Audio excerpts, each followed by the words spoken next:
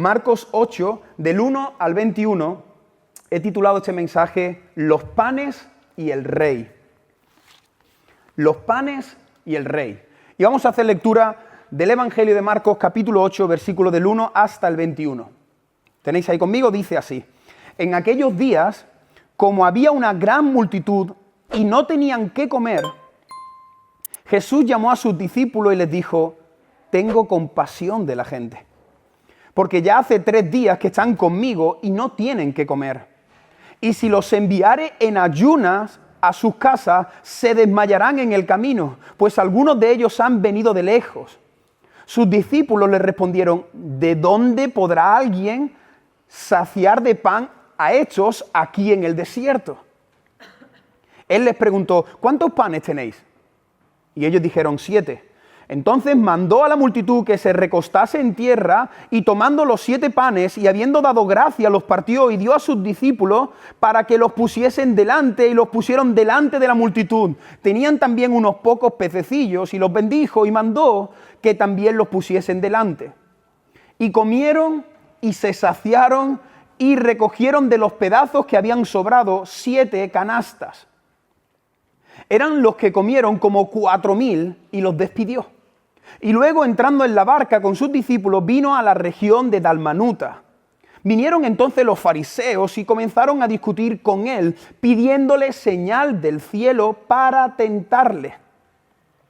Y gimiendo en su espíritu dijo: ¿por qué pide señal esta generación? De cierto os digo que no se dará señal a esta generación. Y dejándolos, volvió a entrar en la barca y se fue a la otra ribera.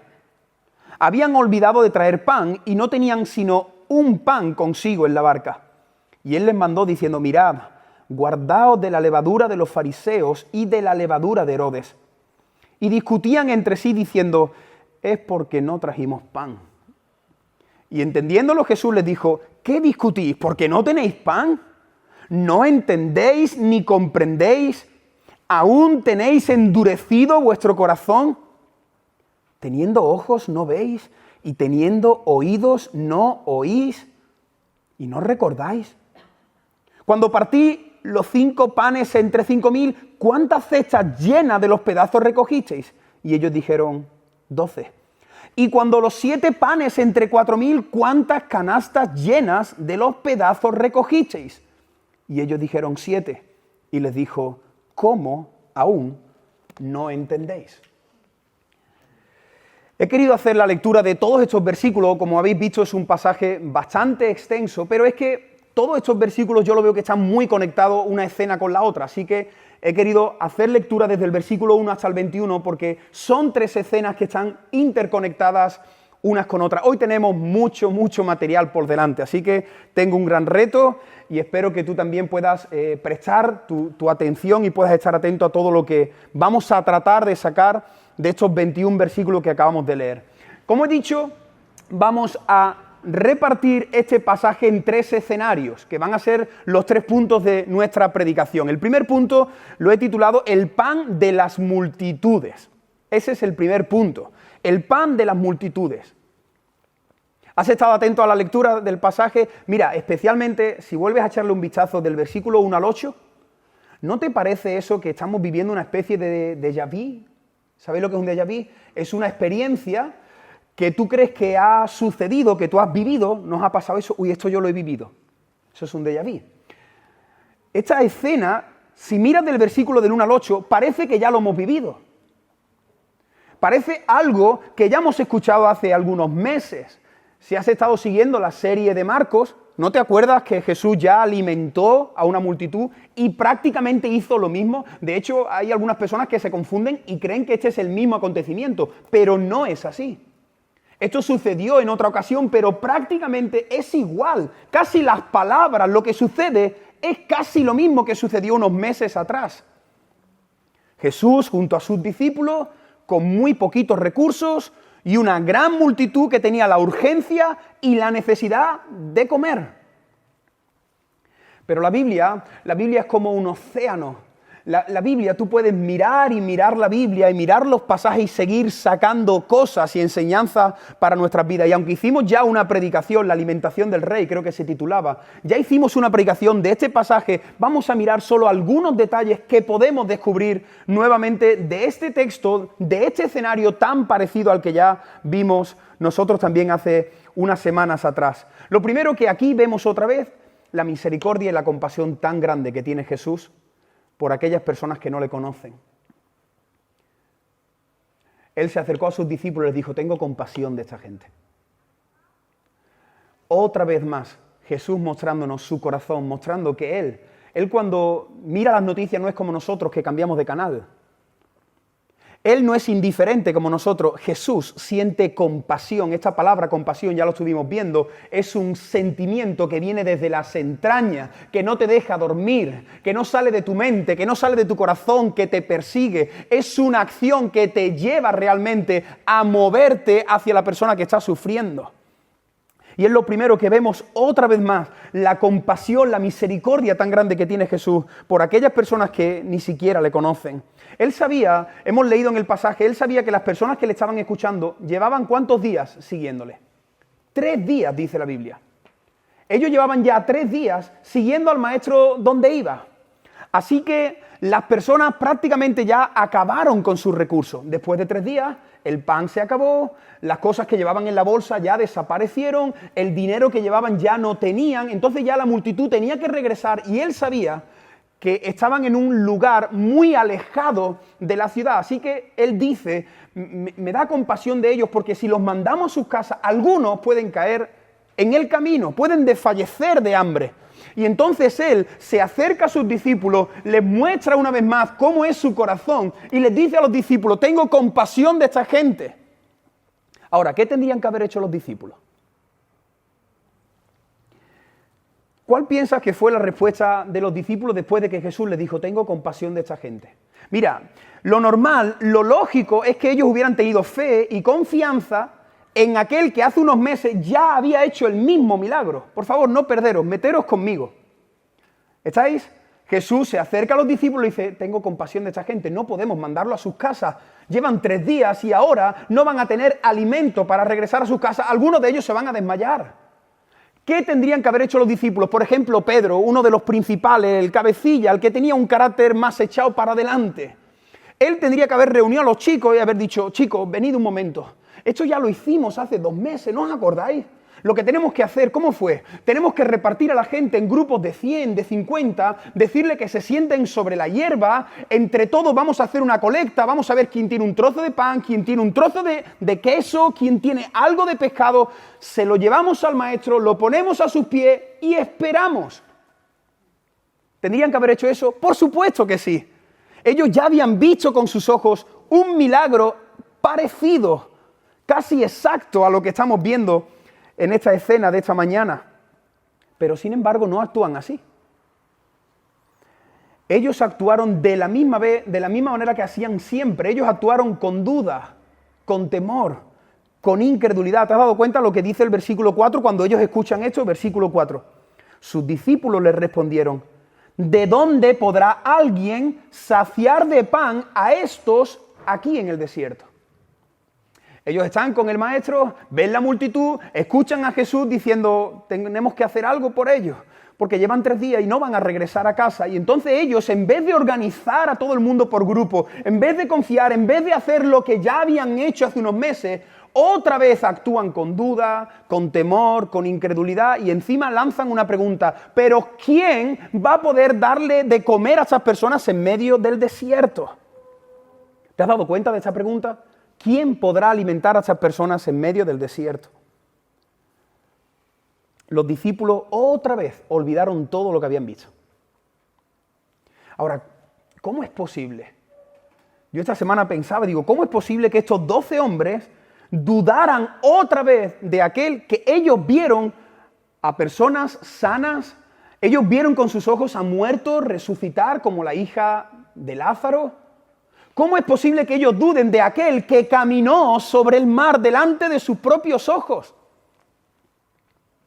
¿Acaso se puede ser más torpe que los discípulos? ¿Se puede ser más necio que los discípulos? Pues yo creo que sí. Yo creo que nosotros, los creyentes, a veces somos más torpes que los discípulos. Cuando tú lees los discípulos y ves cómo actúan, tú dices, pero serán torpes, serán necios, pero otra vez estáis fallando en el mismo punto. ¿Se puede ser más torpe? Pues sí, nosotros. Además, quiero levantar una lanza a favor de los discípulos. ¿Sabéis qué? Los discípulos, es cierto, ellos vieron con sus ojos todos los milagros, en primera fila. Lo tenían grabado en sus móviles. Ellos lo vieron, ellos fueron testigos oculares de lo que Jesús hizo durante su ministerio terrenal, pero ellos no tenían al Espíritu Santo.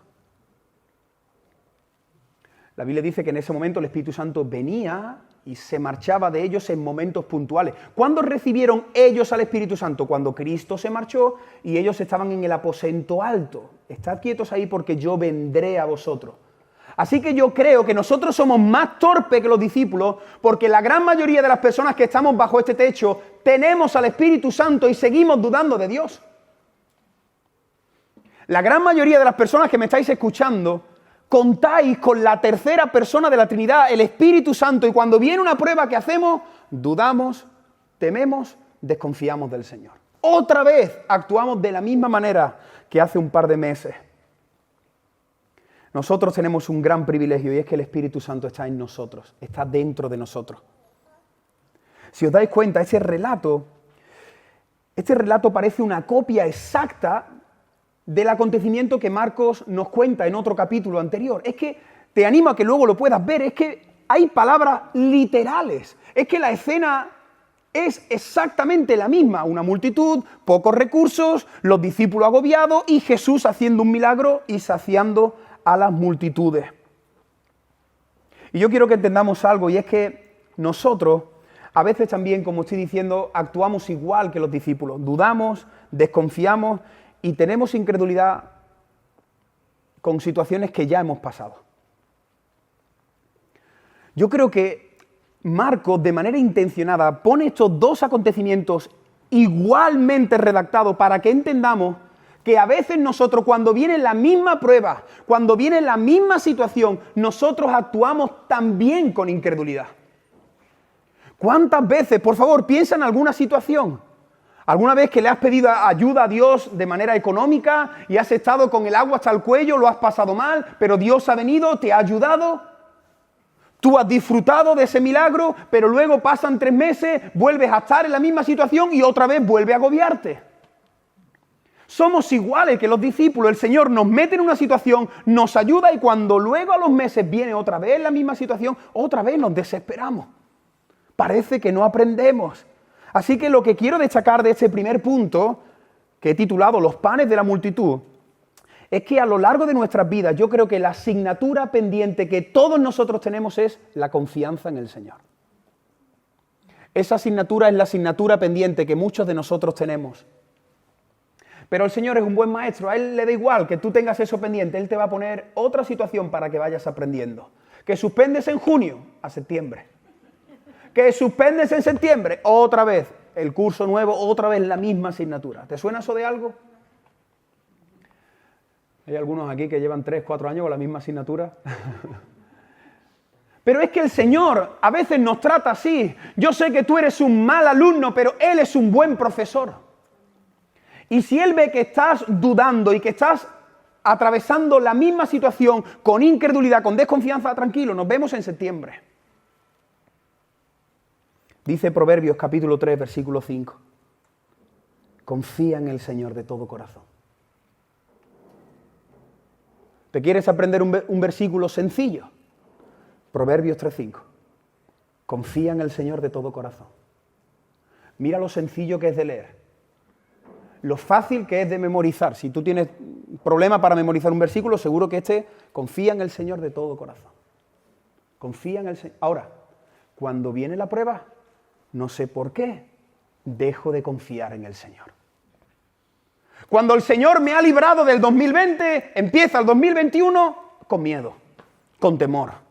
Cuando el Señor ya me ha demostrado 1000 veces, vas a pasar por ahí, ya lo sabes, ya lo has vivido, yo he estado contigo, yo te he ayudado, yo te he sostenido, y cuando viene otra vez la prueba, otra vez llorando, con depresión y por las esquinas, desesperado.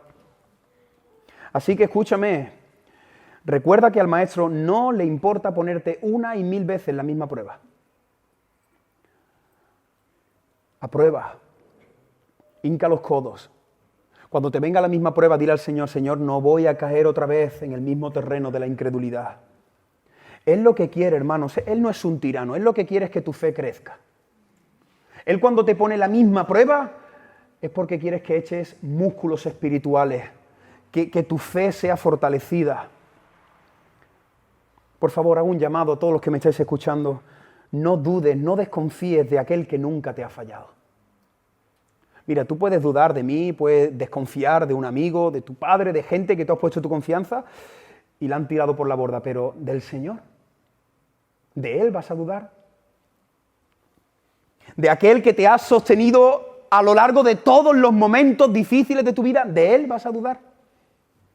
¿Vas a desconfiar de aquel que siempre ha venido a socorrerte en el preciso momento que tenía que hacerlo? ¿De Él vas a dudar? No dudes de aquel que dice la Biblia que te ha amado con un amor eterno. No dudes de aquel que estuvo en el secreto del vientre de tu madre. Él estuvo ahí, mi embrión vieron tus ojos. No dudes de Él. No dudes de aquel que es todopoderoso. Y sí, es cierto, ahora estamos en un desierto como los discípulos. ¿Has visto la pregunta? Pero ¿quién podrá alimentar a una multitud en medio del desierto? El 2021 es un desierto. Yo sé que estamos deseando ver el 2021. El 2021 es un gran desierto que tenemos por delante. Pero en medio del desierto el Señor está con nosotros. No dudes, en medio del desierto, no dudes de aquel que te dice, yo soy Jehová Jireh, yo soy el que te va a proveer, yo soy el que te va a sostener. Yo soy. En medio del desierto, el pueblo de Israel, 40 años en el desierto, pero el Señor estuvo ahí, nunca te faltó de nada. Dice, antes de que entraran a la tierra prometida, el Señor le dice, nunca, nunca te faltó de nada. Este es el pan de la multitud. Escenas que se repiten en nuestra vida para aumentar nuestra fe. Ese es el primer punto. El Señor nos mete en la misma escena para recordarnos que Él es el que alimenta en medio del desierto. Segundo punto, lo he titulado el pan de los religiosos. El pan de los religiosos. Jesús atiende, despide a las multitudes, se desplaza hasta una región llamada Dalmanuta y cuando llega a esa nueva región otra vez se produce otro déjà vu. Otra vez, cuando yo veo esta escena, digo, esta escena, además, esta es la que más me suena de toda la serie. Otra vez, los religiosos acercándose a Jesús para tentarle. ¿Te suena algo de eso? Si has estado siguiendo la serie de Marcos, habrás visto que esto es lo que más se repite. Así que yo no sé si los discípulos dicen, ¿esto lo hemos vivido? ¿O esto es verdad? ¿Estoy soñando? ¿Otra vez los cansinos fariseos aquí delante de nosotros tocándonos las narices? Y ellos se acercan y vienen con la intención de tentarle, lo dice la Biblia. De hecho, el texto paralelo que se encuentra en Mateo, esta misma escena se narra también en Mateo. Mateo dice que no vinieron solo los fariseos. ¿Sabéis con quién venían acompañados? Con los saduceos. Y estos dos grupos, que ahora daremos algunos detalles de ellos, se presentaron, tuvieron la poca vergüenza de presentarse delante de Jesús. ¿Y sabéis lo que le dijeron a Jesús? Queremos una señal. Te exigimos una señal, pero no una señal de estas de cartón de la que tú estás haciendo, una señal del cielo. Estoy desarrollando todo lo que hemos leído en el pasaje. Los fariseos, los saduceos se presentan delante del maestro y les dicen, a ver, tú que dices que eres el Mesías, que eres el Salvador, queremos una señal del cielo. Vamos a ver 3 detalles de este segundo punto. El primer punto lo he titulado La unión de los enemigos. Estamos todavía en el segundo punto, pero vamos a ver 3 detalles de este segundo punto. La unión de los enemigos. Me imagino que la gran mayoría de los que estamos aquí desconocemos lo que voy a decir a continuación. Mira, los saduceos y los fariseos eran las personas que componían la clase gobernante de los judíos en Israel. Ellos eran los que mandaban, las personas que tenían más importancia dentro del judaísmo. Y aunque ellos tenían cosas en común, tenían varias similitudes, pero ellos realmente se llevaban como el perro y el gato. Tenían muchas cosas que los diferenciaban. Por ejemplo, algunas de ellas. Mira, los saduceos eran personas pudientes, eran personas ricas. Los saduceos eran personas que estaban muy bien posicionadas en medio de la sociedad. Por el contrario, los fariseos eran personas más sencillas, no estaban tan prósperas, pero sin embargo ellos tenían la influencia sobre las multitudes. Las multitudes seguían más a los fariseos que a los saduceos. Los saduceos tenían una buena relación con Roma, con las autoridades. Ellos se relacionaban con la crème de la crème del Imperio Romano. Por el contrario, los fariseos dominaban y tenían el control y la influencia sobre todas las sinagogas de Israel. Estos dos grupos tenían una visión muy diferente sobre las Escrituras. Mira, por ejemplo, los fariseos creían al pie de la letra en la Biblia. Los saduceos no tanto. Los saduceos, por ejemplo, no creían en los ángeles. Los saduceos no creían en la resurrección del cuerpo. Entonces ellos cuando se reunían se metían manos. De verdad, no se podían ni ver. Y te estoy explicando todo esto para que ahora visualices quiénes son los dos grupos que se presentan delante de Jesús. Dos grupos que no se tratan, hacen un acuerdo, pactan entre ellos, hacen una conspiración y dicen: vamos a ir en contra de Jesús, vamos a ir en contra de su mensaje, vamos a ir en contra de sus seguidores, vamos a destruir este movimiento que se está iniciando. Ellos estaban tan lejos el uno del otro como el sol de la luna, eran la noche y el día, estaban en dos polos completamente diferentes, pero de repente ellos se unen y atacan a un mismo objetivo. No sé si te suena esto de algo, pero nosotros en nuestro presente hay partidos políticos que no se pueden ni ver, no tienen nada que ver. Y sin embargo, hombres, gobiernos, dejan a un lado sus diferencias y firman pactos y firman leyes para atacar al cristianismo. La izquierda y la derecha, y el centro, y la extrema derecha, y la extrema izquierda, y lo que sea, quedan alrededor de una mesa y firman y sonríen y aprueban cosas que van en contra de Dios y su palabra. Porque hoy día las personas que están puestas en autoridad están atacando, quieren destruir todo lo que huele a Dios. Hoy día también, al igual que los fariseos y los saduceos, los gobiernos se unen para tratar de destruir el cristianismo, de atacar a la iglesia. Todo el mundo pide respeto, pero a los cristianos, ¿quién los respeta? Todo el mundo quiere sus derechos y todo el mundo quiere estar cubierto por las leyes, pero ¿quién nos ampara a nosotros? ¿Quién nos defiende a nosotros? Los políticos firman leyes que van en contra de la voluntad de Dios. El divorcio. Hoy tú te puedes casar y a la hora divorciarte. El matrimonio homosexual, el aborto, la eutanasia, la ideología de género. Todo eso, personas que no se tragan, quedan juntos, hacen sus alianzas, conspiran y firman acuerdos y leyes que atentan contra el cristianismo, contra el mismísimo Dios. Y a este la Biblia le llama el espíritu del anticristo. Quiero explicar esto muy brevemente. Hay algunas iglesias que creen que el anticristo vendrá y nos pondrá una marca en la frente, una marca en nuestra mano derecha, algo físico, y entonces ya hemos escuchado de todo. Que si es un microchip, que si es una tarjeta de crédito y que si es la vacuna del COVID. Nosotros, desde nuestra iglesia, personalmente yo como pastor no me inclino tanto por esa postura. Yo creo que el sistema del anticristo no tiene que ver nada con una marca física en la frente y en la mano derecha. ¿Qué significa esto? Para el judaísmo, la marca en la frente habla de los pensamientos.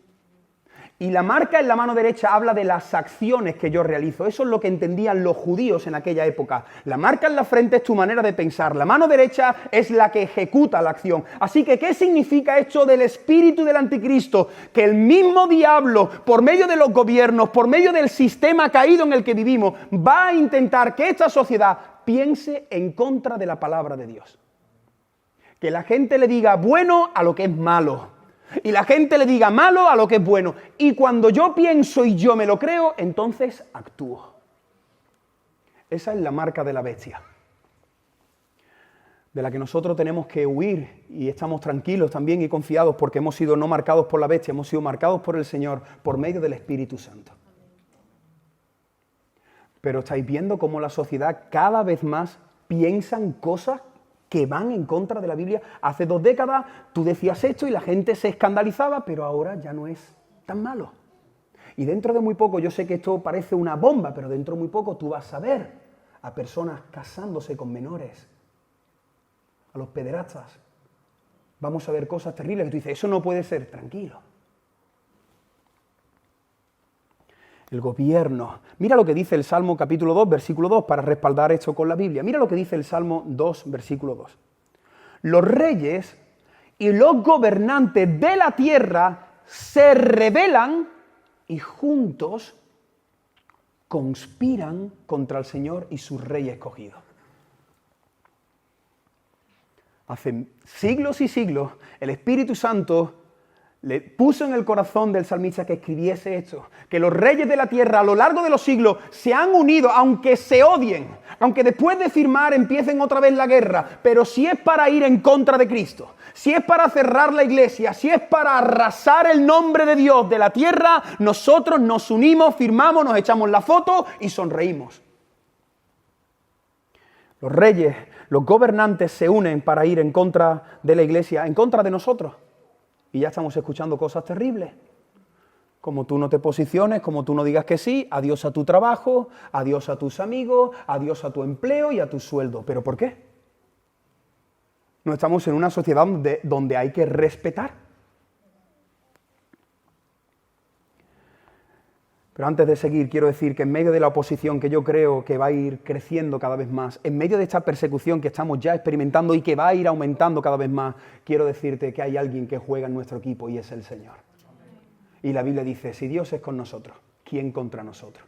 Y como hemos dicho ya en varias ocasiones, quizás nos cierren este local, pero la palabra de Dios nunca podrá ser cerrada. La palabra de Dios correrá y será glorificada por toda la tierra hasta que venga el Señor.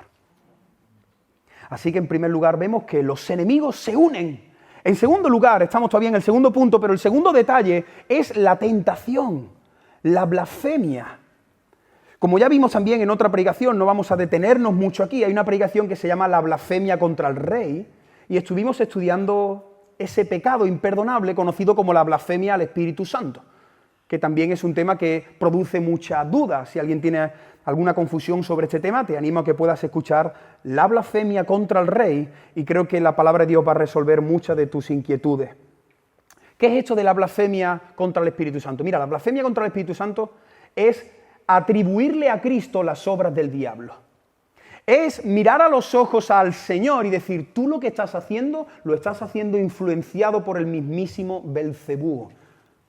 Tú eres un instrumento de Satanás. Eso es el pecado imperdonable. Es alguna persona que ha estado mucho tiempo entre nosotros, no son creyentes, eran de nosotros, pero estaban entre nosotros, pero no eran de nosotros, que llegan a un momento a decir, yo reniego a Dios, todo lo que vi allí era mentira, esa gente está loca, allí está el diablo. Esas personas ya se colocan en un terreno donde ya la salvación nunca les alcanzará.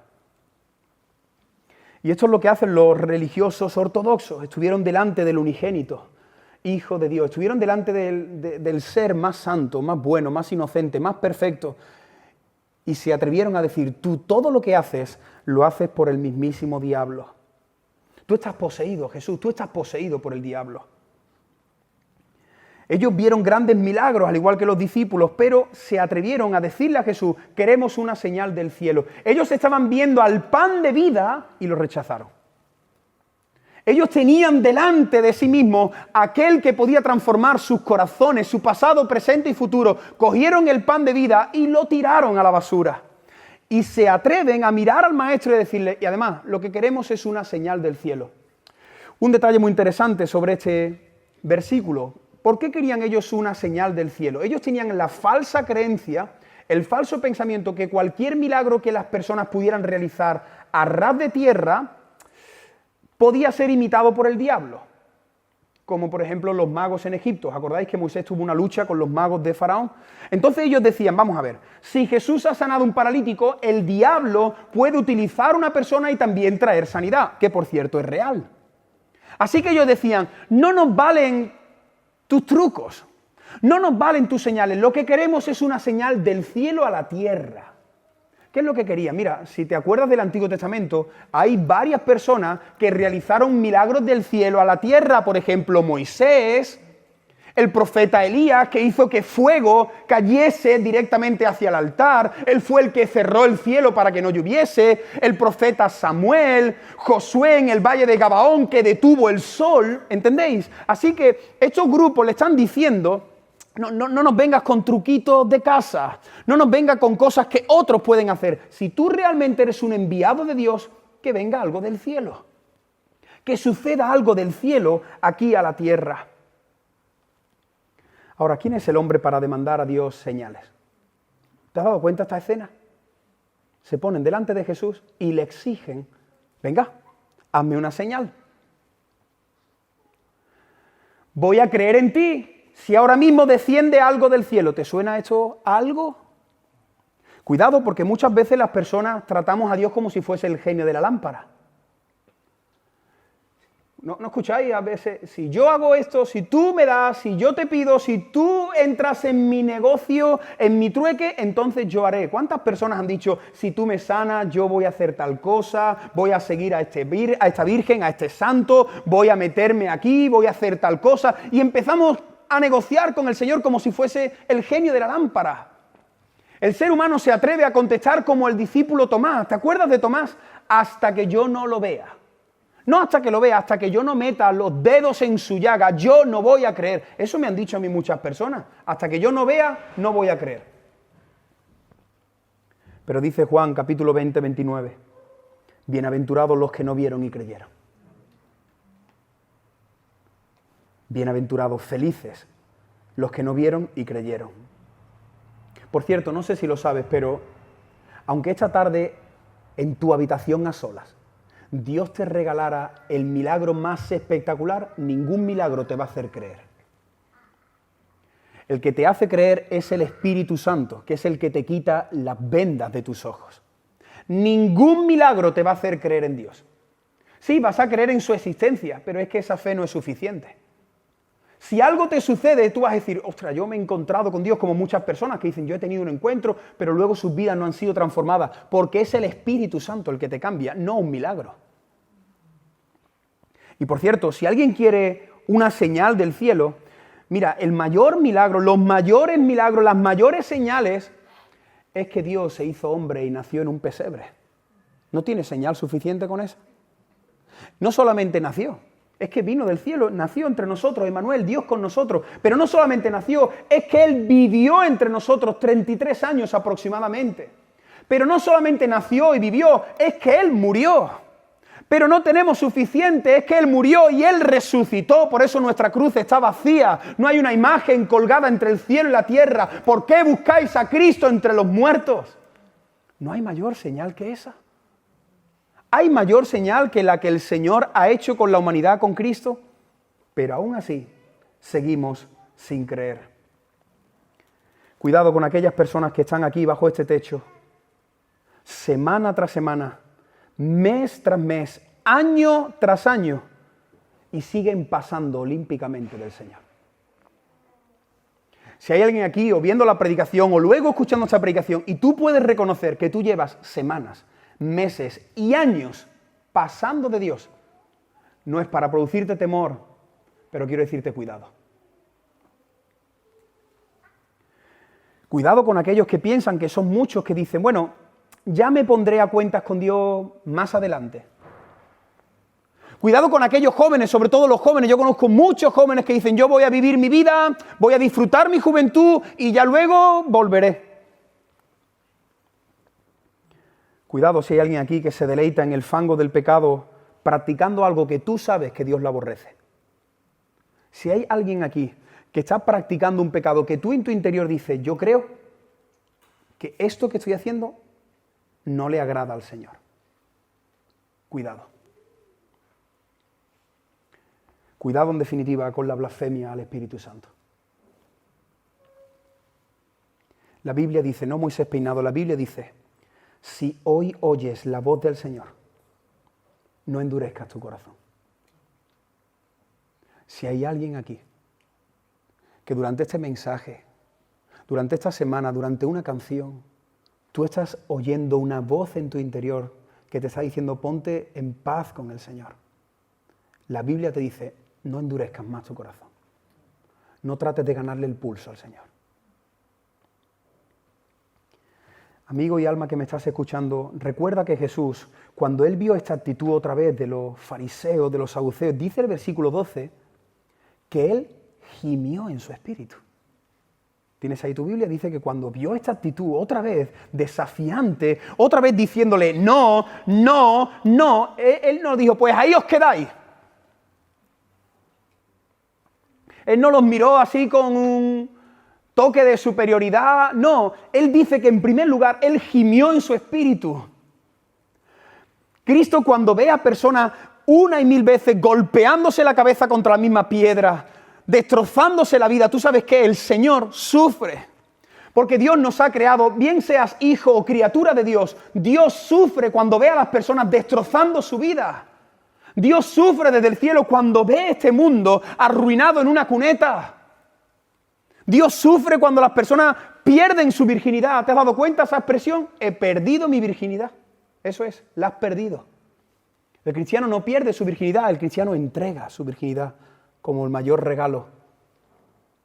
Cuando el Señor ve, cuando se asoma al balcón del cielo y mira cómo está el mundo, Él gime en su espíritu. Si hoy en tu interior estás oyendo la dulce voz de tu buen pastor, corre hacia Él. Corre hacia Él. Tengo muchas preguntas, da igual. No vaya con tus preguntas, ya se irán respondiendo. Tengo muchas dudas, es que voy a tener que cambiar. No, corre hacia Él. No pienses en las cosas que tienes que cambiar. Cuando tú vayas a Él, Él no te va a hacer una lista de las cosas que tienes que cambiar. Él te va a recibir con un abrazo y te va a decir, bienvenido, hijo, a casa. Estabas muerto y ahora vive. Vamos a hacer una fiesta y ya luego, poco a poco, iremos trabajando en tu corazón, de dentro hacia afuera. Arrepiéntete de todos tus pecados y disfruta de la gracia de Dios. ¿Tú sabes qué dice también la palabra? La palabra dice, ahora es el tiempo aceptable, hoy es día de salvación. Eso dice la Biblia. Ahora, en este tiempo, es el tiempo aceptable y hoy es día de salvación. ¿Por qué dice hoy? Porque ¿quién aquí puede levantar la mano y decir que mañana va a estar vivo? Venga, alguien. Y si levantas la mano no te has dado cuenta de lo que está pasando en este 2020, no te estás enterando de nada.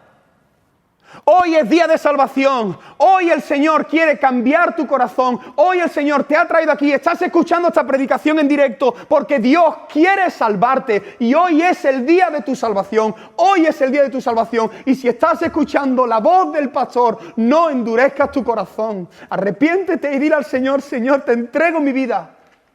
Por favor, que nadie abandone este lugar, que nadie salga de este local. Os lo pido por amor al Señor, que nadie salga por esa puerta sin tener seguridad de tu salvación, sin tener seguridad donde vas a pasar una eternidad cuando la muerte te visite. No salgas de este lugar si tú no tienes seguridad, porque hoy es día de salvación para ti.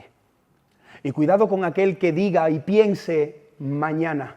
Porque mañana, como vimos hace poco, puedes encontrarte en la puerta del arca cerrada. Aquel que dice mañana quizás puede ser tarde. Mañana puede golpear la puerta y la puerta estar cerrada para ti. Por cierto, ¿te has dado cuenta lo triste que termina este segundo escenario? Mira el versículo 13.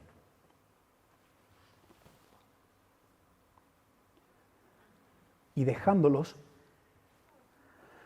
volvió a entrar en la barca y se fue a la otra ribera. Te lo voy a volver a leer. Escucha. Y dejándolos, volvió a entrar en la barca y se fue a la otra ribera. Y este tercer detalle he puesto la despedida del maestro. ¿Sabes qué hizo al final Jesús ya con este grupo de personas que una y mil veces le habían dicho no, no, no y no? ¿Sabes qué hizo el Señor? Se dio la vuelta. Los dejó. Dejó en la miseria a los miserables. Es muy interesante, estudiando sobre este pasaje, todos los comentarios afirman que esas personas fueron la última vez que vieron a Jesús, porque a las pocas semanas ya fue su crucifixión.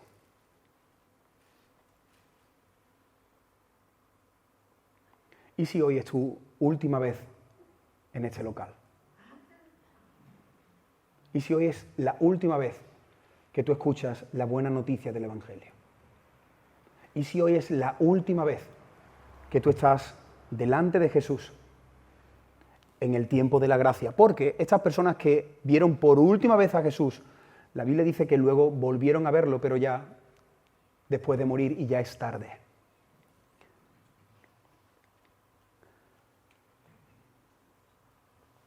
Por favor, lo vuelvo a decir, que nadie salga de este lugar sin tener seguridad de su salvación.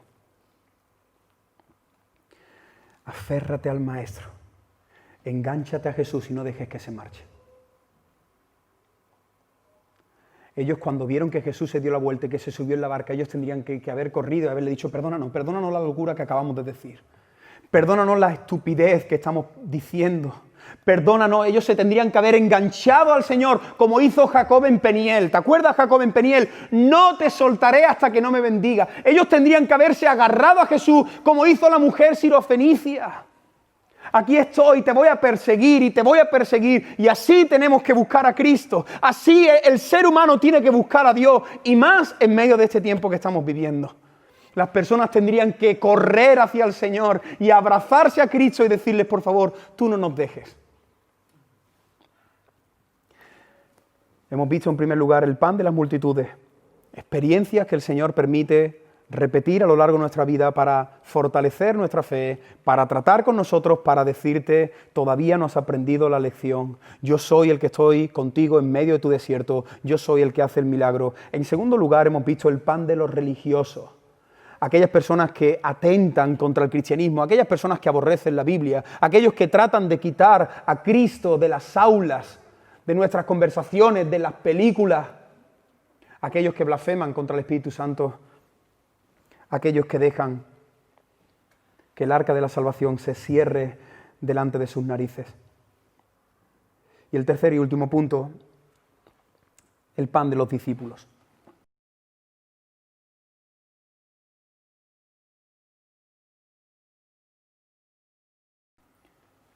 Para terminar la predicación quiero pedirte que con tu mente te metas ahí en la barca.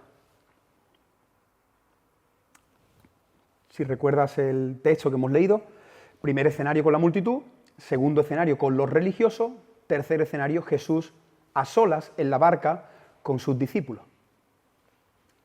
Venga, trasládate. ¿Estás ahí en la barca? Y ahora, si estás ahí en una barca en tu mente, acomódate y contempla el despiste y la empanadera que tienen los discípulos. Más empanado no se puede estar que los discípulos en la barca.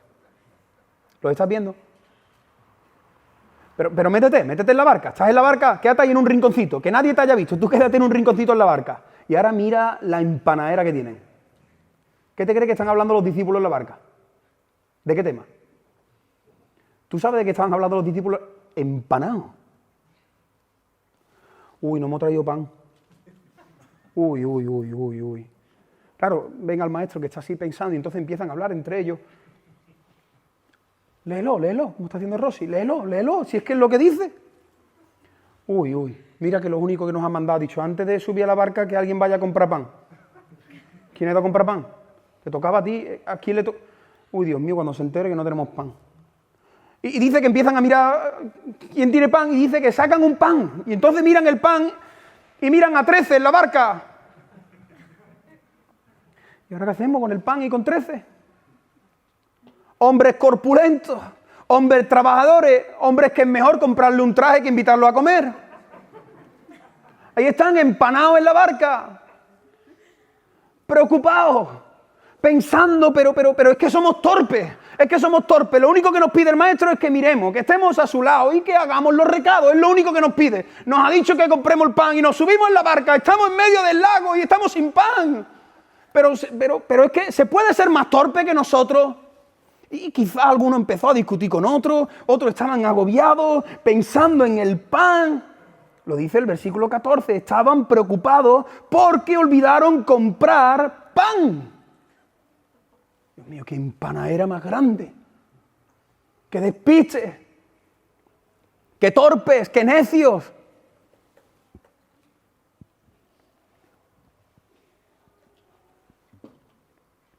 Ahí hay 13 hombres en la barca, 12 hombres pensando en el pan. Y solo un hombre pensando en lo que acaba de pasar en la orilla. Jesús se sube a la barca diciendo, no me lo puedo creer que haya personas que todavía no crean en mí. Jesús preocupado, angustiado, triste, porque Él no disfruta al ver la incredulidad. Él llora como lloró ante la tumba de Lázaro al ver a la gente llorando ante la muerte. Y entonces, por favor, ¿estás conmigo ahí? Métete todavía un poco más en la barca. Jesús está pensando en los fariseos, los saduceos, diciendo, ¿cómo es posible? Jesús preocupado por las almas, ellos preocupados por el pan. Y quiero decir algo que el Señor ha ministrado profundamente en mi corazón con este último escenario. Hermano, escúchame, por favor. ¿A ti te preocupan las cosas que le preocupan al Señor? ¿O tú estás empanado pensando en el pan? Estamos viviendo una pandemia. Ayer lo hablamos con los jóvenes. Y nosotros podemos estar preocupados porque hay que ver que yo hoy no he podido venir a la iglesia, por qué mi ciudad la han confinado, por qué ahora mi equipo no juega, por qué ahora yo ya no me puedo tomar el cafelito a las 8 y por qué empanados. Qué miserables somos, hermanos, a nivel general, que este mundo está sufriendo como tú y yo nunca recordamos. Y nosotros quizás estamos preocupados de que hace mucho frío. Frío los indigentes en la calle.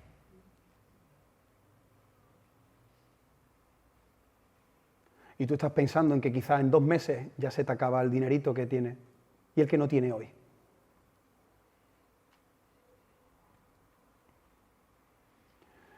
Y ahí esa barca representa nuestro mundo. Nosotros vivimos por y para nuestro pan.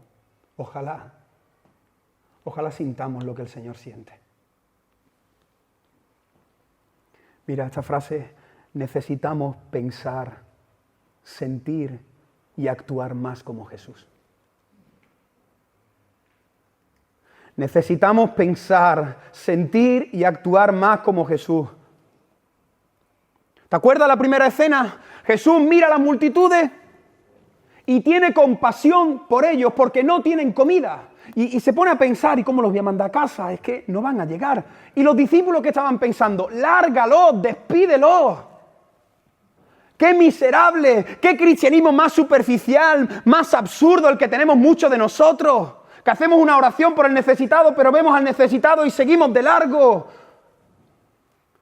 ¡Qué triste! Qué triste que nosotros, yo el primero, estemos pensando en otras cosas y en medio de una pandemia estemos preocupados porque mi equipo ha perdido, ha sido descalificado, pero no te estás enterando de nada.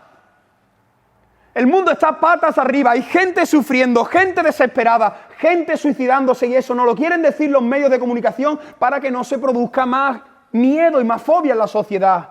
Muchísimas personas, no sé si lo habéis visto, muchísimas personas acudiendo a ayuda profesional, a psicólogos, a psiquiatras, enfermeros que entran y día tras día ven a personas morir, no están preparados psicológicamente. ¿Y nosotros qué? Nosotros quejándonos y quedando entre los amigos para tomar unas cañas y para quejarnos porque ahora ya no podemos estar 6 sino 4, qué miserable que somos, preocupándonos por nuestro pan, cuando el Señor en la barca se está preocupando de otras cosas.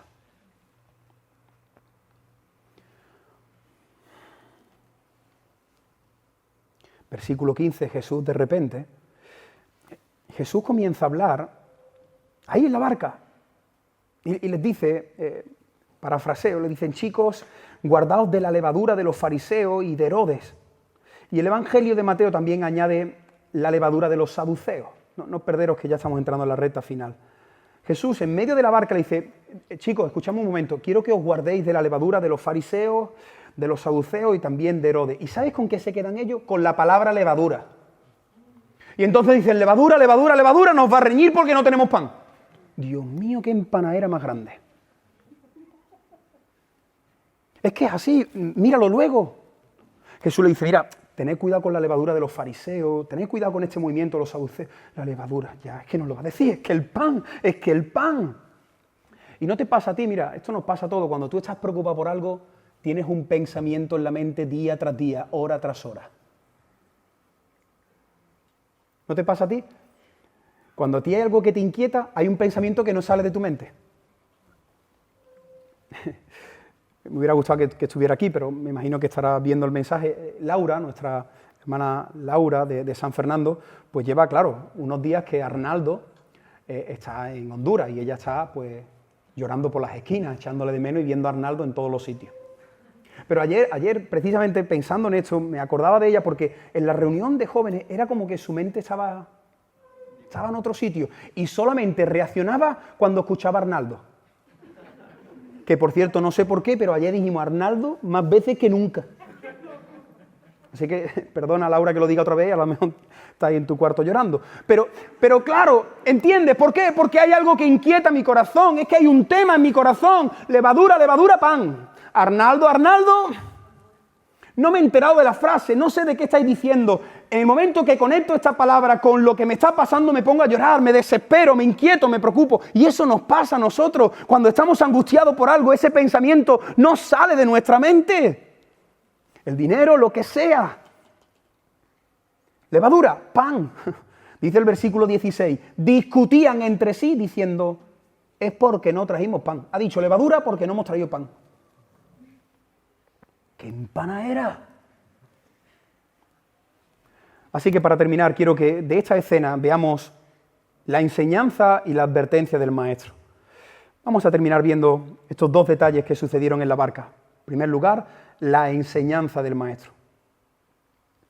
Como dijimos al principio de la predicación, los discípulos conocían la teoría.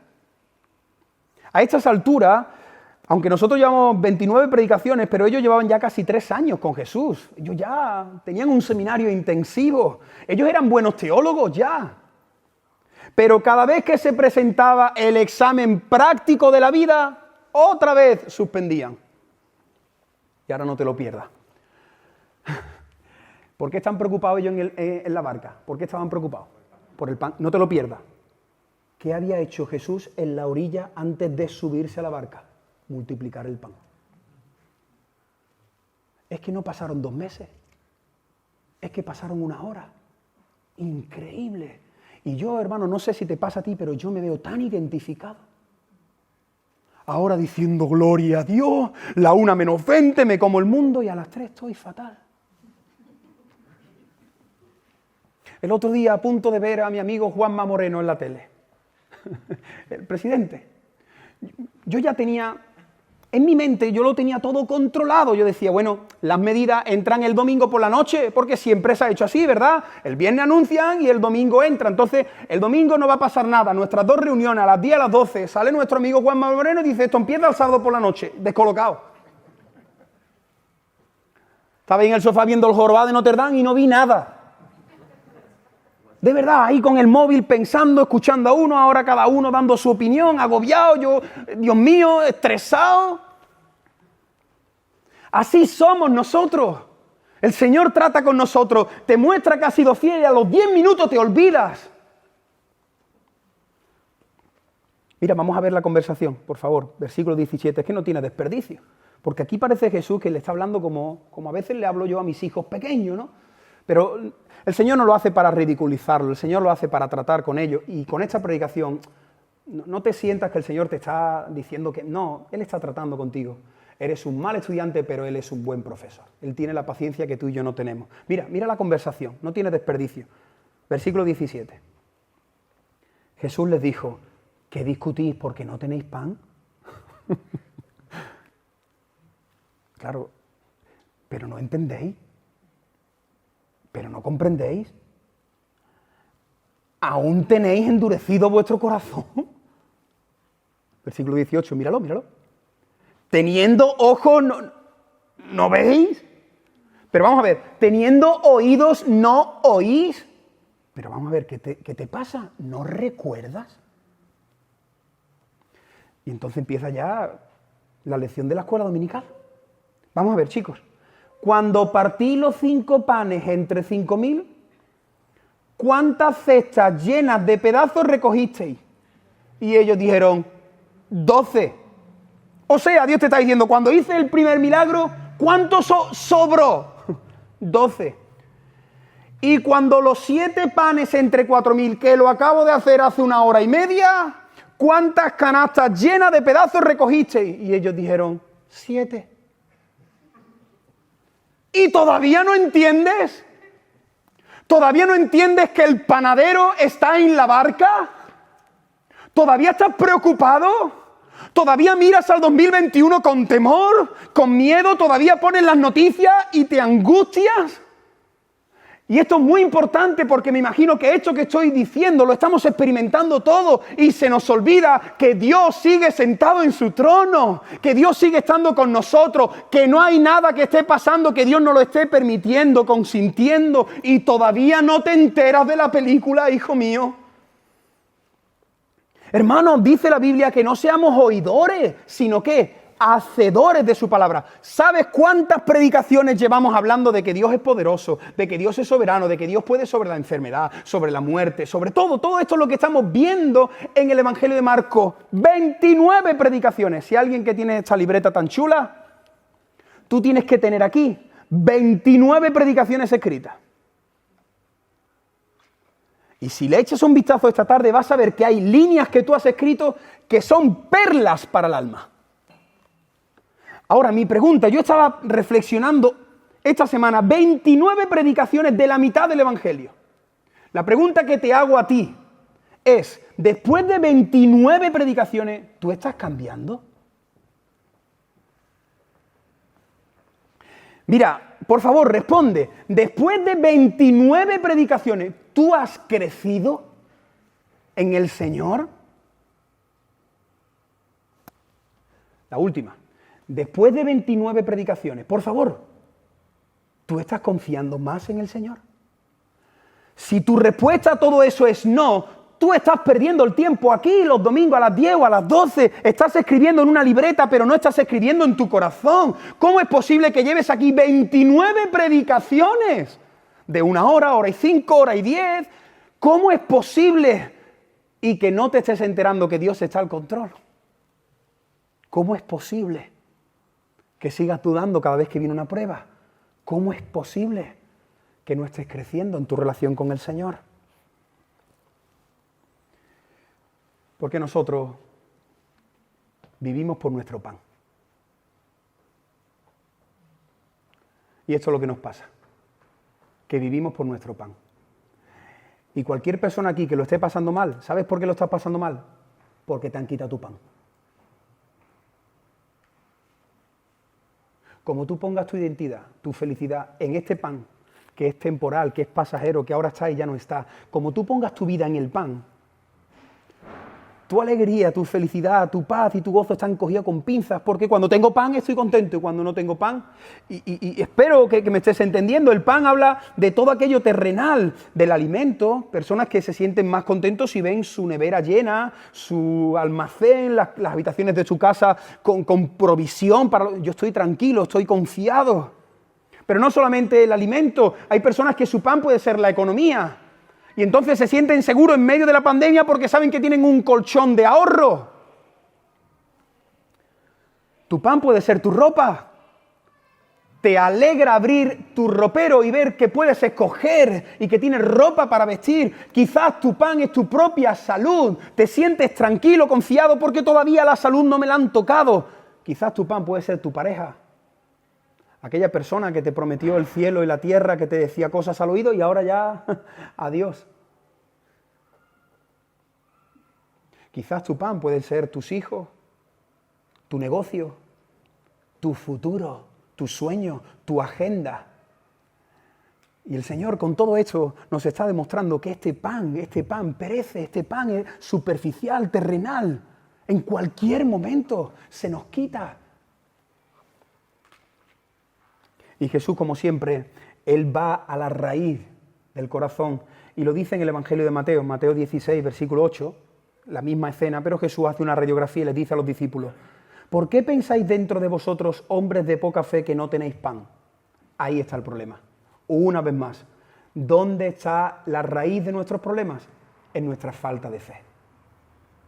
Como confiamos muy poquito en el Señor, cada vez que viene una situación me preocupo por el pan, mi mente gira alrededor del pan y toda mi vida y toda mi existencia es por y para el pan que perece.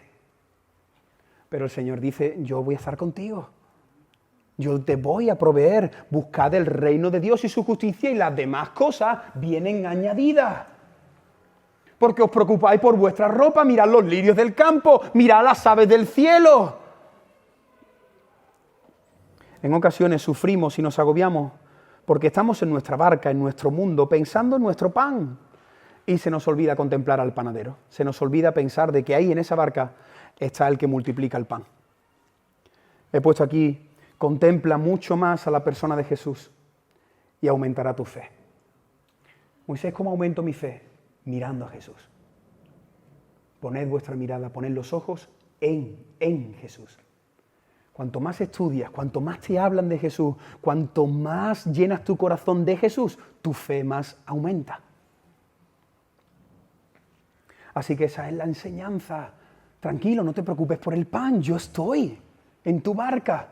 Y cuando te sea quitado el pan es porque yo estoy tratando contigo. Pero termina esta enseñanza y termina esta predicación no solo con la enseñanza del Maestro, sino en segundo lugar, la advertencia del Maestro. Regálame 5 minutos más y concluimos. La advertencia del Maestro. Jesús dijo: levadura, levadura pan, levadura en panadera. Pero ellos dijeron levadura. Ellos escucharon levadura. Bueno, voy a tratar de decirlo muy rápido, por favor, presta mucha atención, esta parte es importante, aunque ya creo que en otros mensajes hemos profundizado y quizás lo haremos más adelante, pero ¿por qué Jesús le dice: cuidado, chicos, mira, guardaos de la levadura de los fariseos, de la levadura de los saduceos y de la levadura de Herodes? ¿Qué significa eso? ¿Por qué Jesús le dice a los discípulos en la barca: mirad, quiero que guardéis vuestro corazón de la levadura de los fariseos, de los saduceos y de Herodes? La levadura es un producto. Sigue siendo un producto, en aquella época también se usaba, un producto que parece insignificante, pero que cuando tú lo pones en la masa, de manera secreta, ahí en el silencio, transforma por completo esa masa. Cuando la Biblia habla de la levadura, está hablando de las influencias negativas que nos influencian, de aquellos pensamientos, de aquellas cosas que de manera sutil pueden entrar en nuestro corazón y corrompernos, dañarnos. Así que Jesús, y esto es muy interesante, Jesús resume todo esto en estos 3 grupos y les dice: cuidaos, guardaos, huid de la levadura de los fariseos, de la levadura de los saduceos y de la levadura de Herodes. Termino con estos 3 aspectos sobre la levadura. Primero, la levadura de los fariseos. ¿Qué significa la levadura de los fariseos? El legalismo. ¿Qué hacían los fariseos? Ponerle normas, añadirle cosas a la Biblia, decir que si tú no hacías tales cosas, si tú no dejabas de hacer otras tales, tú no ibas a ser nunca un hijo de Dios. Mira, te lo voy a decir muy claramente: huye de aquellas iglesias, huye de aquellos falsos evangelios que te dicen que tú tienes que hacer cosas para ser salvo. La salvación es por gracia. La salvación no es por obra, no tienes que guardar el sábado, no tienes que hacer cosas que hacen el judaísmo, no tienes que hacer cosas en tu cuerpo, no tienes que orar o leer más para ser. No hiciste nada para que Dios te amara y no dejarás de hacer nada para que Dios deje de amarte. Dios ha decidido amarte. Mira, la salvación no se pierde, la salvación es un regalo que Dios te ha dado. No tienes que hacer obras para obtener tu salvación. No tienes que hacer obras para no perder la salvación. Eso es legalismo. Poner la confianza finalmente en mi capacidad de obedecer a Dios. Y por eso hay tanta gente confundida, porque al final la religión es el intento del hombre. Me pongo la medalla, me doy el golpecito, me dan un punto por la parte que yo he hecho. Pero eso es legalismo. Gloríate en el Señor, gloríate en lo que Cristo ha hecho. Mira, la salvación no es por obra. La salvación solo merece las obras de Cristo. Las obras que Cristo ha hecho, Él las ha puesto a tu cuenta. Esas son las obras que sirven. Así que el Señor le está diciendo, huye de la levadura de los fariseos. Huye de esa levadura. Huyamos, hermano, de ese evangelio de que tengo que hacer cosas que ya lo ha hecho todo Cristo. Y ahora yo no tengo que obedecer para ser salvo. Obedezco porque ya soy salvo. Es que hay un abismo. Es que a veces hablamos entre nosotros y aquellos hermanos que creemos en las doctrinas del Evangelio, las doctrinas de la gracia, aquellos que estamos posicionados en el Evangelio, es que de verdad, con todo respeto, con mucho tacto, pero es que estamos en otro escenario. Es que a veces yo hablo con otros creyentes y estamos viviendo otro cristianismo. Porque nosotros descansamos, nos gloriamos en la obra de Cristo. No hay que orar y leer más para ser salvos. Leo y oro más porque deseo estar con el Señor. Es que todo cambia. Así que primero, huye de la levadura del legalismo. De aquellas personas que te ponen un yugo, que te dicen, haz estas cosas y el Señor te aceptará.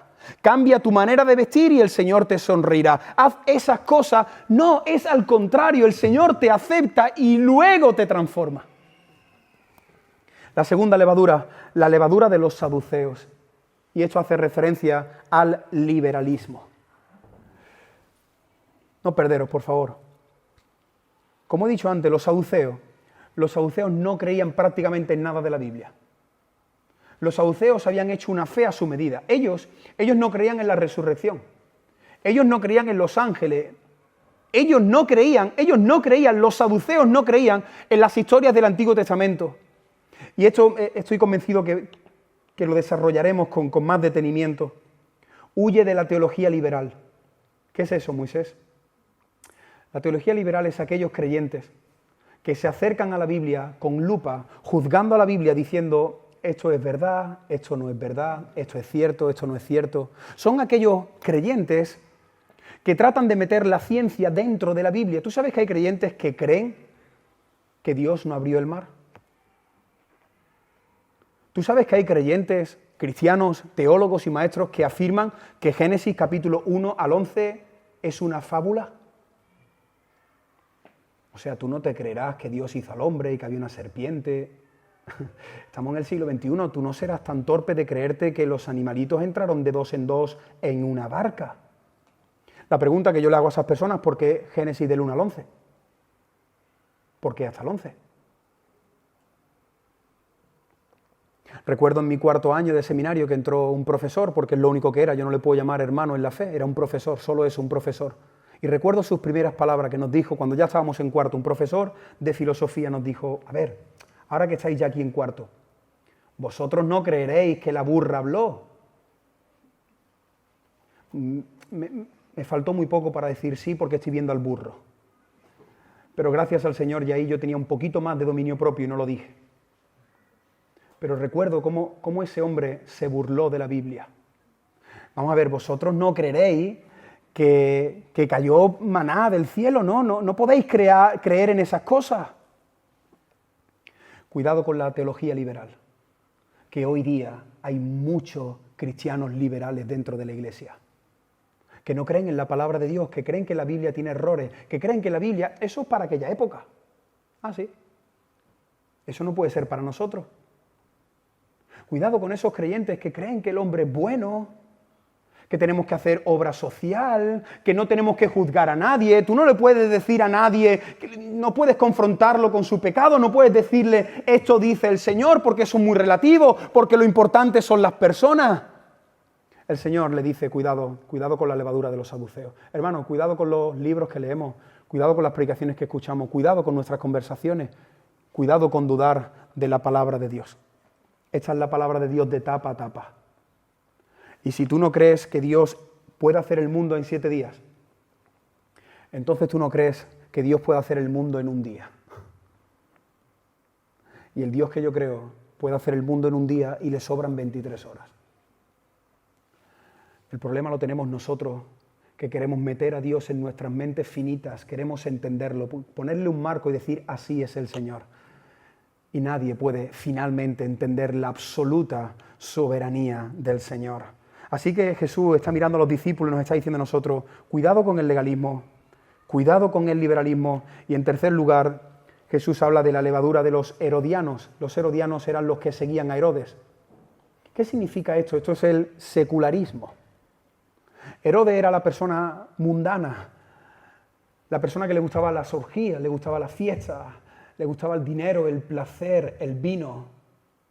Y sus seguidores, ese es el estilo de vida que tenían, personas mundanas, personas que les encanta la vanidad de la vida, los deseos de los ojos, como dice la palabra. Lo tercero que nos dice el Señor para terminar este mensaje es, huye del secularismo. Huye de aquellas iglesias que son tolerantes con el pecado, que lo permiten todo. No pasa nada, y no pasa nada con ese espíritu del no pasa nada. Huye de ahí, eso seca tu alma. Búscate una iglesia que ama, que camina, que lucha, que se esfuerza por la santidad. Cuidado con el secularismo. Y hoy día las iglesias cada vez más están abriendo sus puertas para abrazar al mundo. Y nosotros amamos al mundo, pero no disfrutamos de las prácticas de este mundo. La Biblia dice que el que ha nacido de nuevo no practica el pecado. Lucha con el pecado, pero no lo practica. Cuidado con esta tercera levadura. Iglesias que permiten la fornicación, iglesias que permiten muchas otras cosas porque están influenciadas por ese pensamiento de Herodes. No pasa nada, el Señor te sigue amando, tú sigue viviendo tu vida en el mundo. El Señor te ha sacado de ahí, del mundo precisamente. Él nos ha rescatado de la vana manera de vivir que teníamos muchos de nosotros antes de conocerle. Así que bueno, podríamos profundizar mucho más en esto, pero esta es la advertencia con la que concluye las palabras de Jesús y esta predicación. Cuidado con el legalismo, cuidado con el liberalismo y cuidado con el secularismo, cuidado con el mundo que con mucha sutileza va a intentar moldear tu mente. La Biblia dice, no os amoldéis a este siglo. No os amoldéis a este siglo. Te resumo lo que hemos visto en esta predicación. Hemos visto el pan de las multitudes. En segundo lugar, hemos visto el pan de los religiosos. Y en tercer y último lugar, hemos visto el pan de los discípulos. Por medio de las multitudes, el Señor trata con nosotros para que aumente nuestra fe, para que confiemos más en Él. Cuidado con tener el corazón de los saduceos, de los fariseos, estar delante del Señor y decirle no, no, no y no. Cuidado porque algún día el Señor se dará la vuelta y las puertas del arca estarán cerradas para ti. Y en tercer y último lugar, cuidado con estar en nuestra barca y estar pensando solo en nuestro pan, pensando solo en las cosas superficiales, las cosas pasajeras, pensando solo en mi mundo, cuando el Señor está en la barca y se está preocupando por otras muchas cosas. Huye de la teología liberal, huye del legalismo y huye del secularismo. Cuidado con el mundo que poco a poco va a intentar introducirse en las iglesias, introducirse en nuestro corazón.